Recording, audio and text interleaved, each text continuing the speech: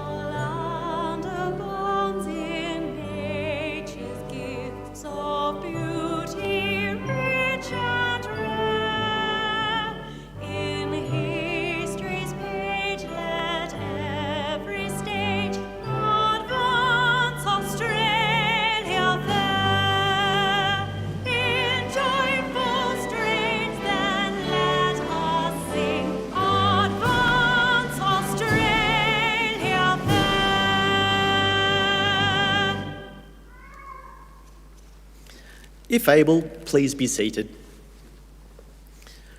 The Australian War Memorial was the vision of Charles Bean, Australia's First World War official historian.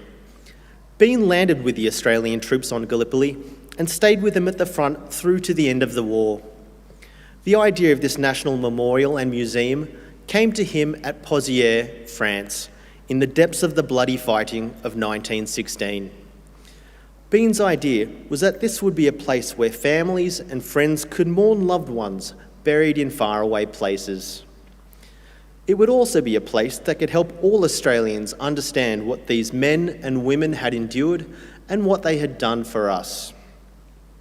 Bean's vision, to which we remain true, is best expressed as inscribed in the entrance to the memorial's galleries. Here is their spirit, in the heart of the land they loved, and here we guard the record which they themselves made. Tonight, we'll read the story behind just one of those on the Roll of Honour, which lists the names of more than 103,000 men and women who have given their lives for us in war and on operations for more than a century. But first, we present a lament, Flowers of the Forest. Wreaths or floral tributes will now be laid at the base of the pool of reflection.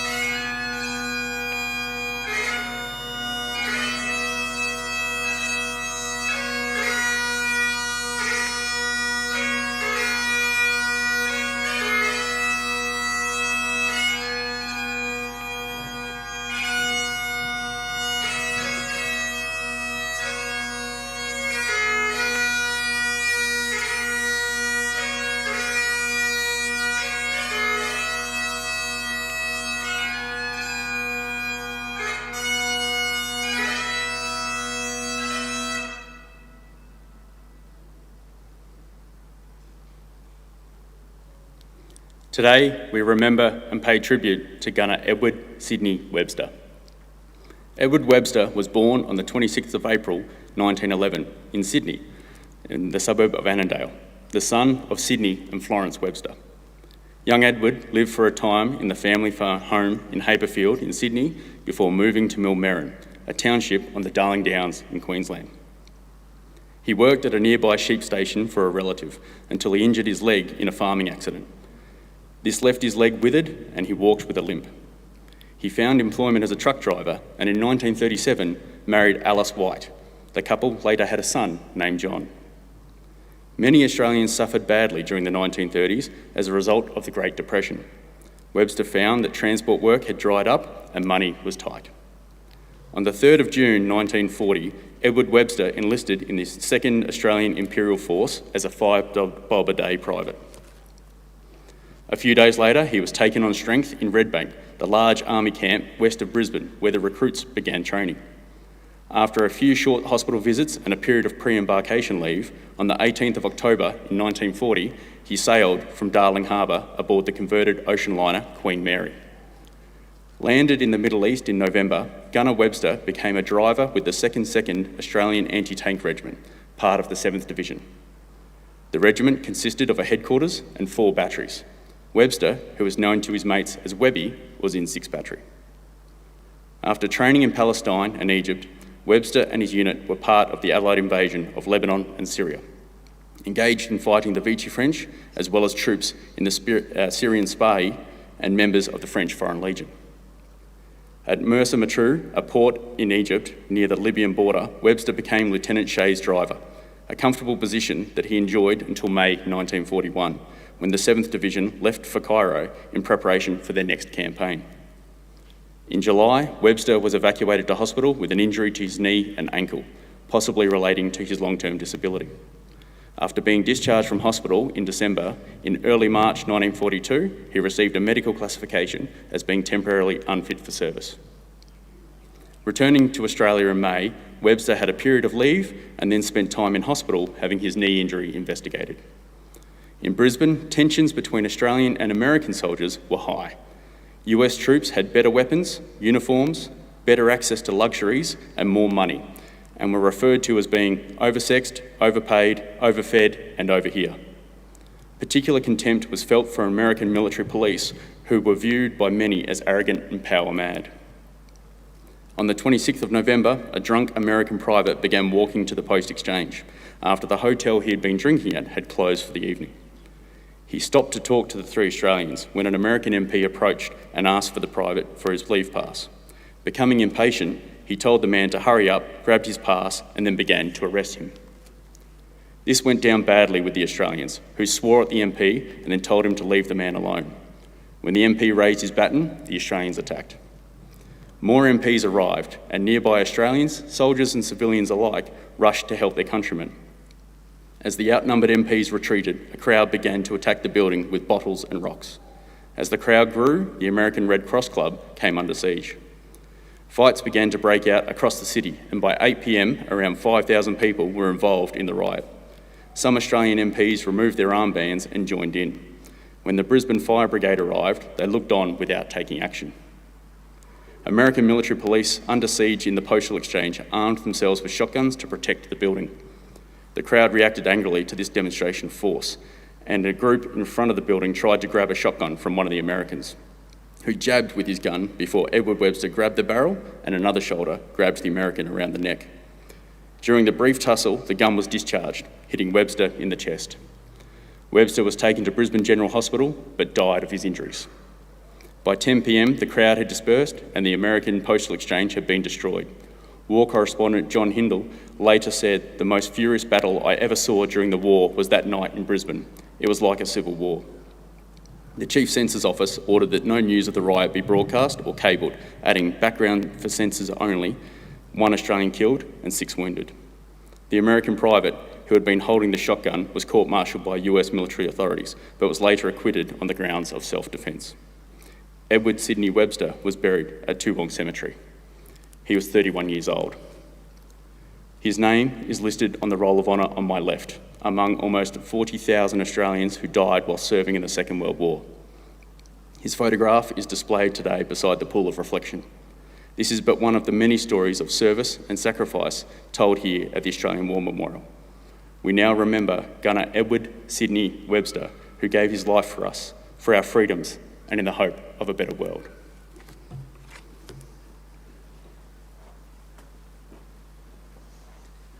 Please stand for the reading of the ode and the sounding of the last post.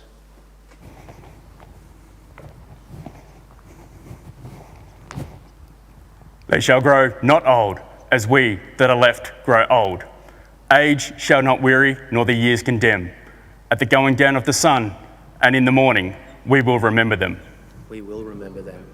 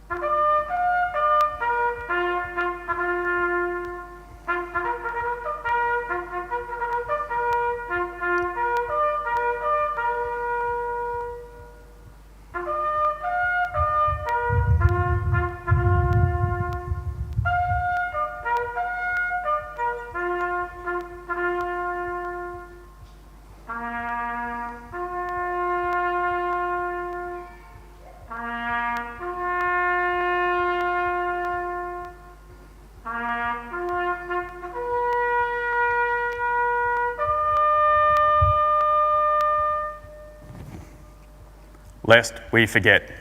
Lest we forget.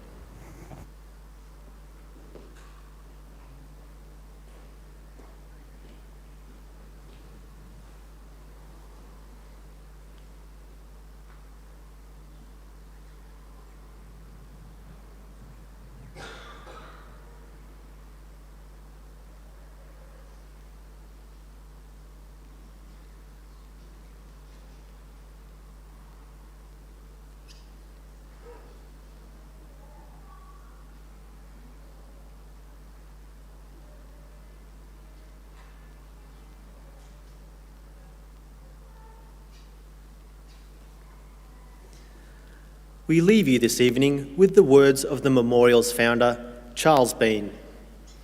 Many a man lying out there at Pozières or in the low scrub at Gallipoli, with his poor, tired senses barely working through the fever of his brain, has thought in his last moments, well, it's over.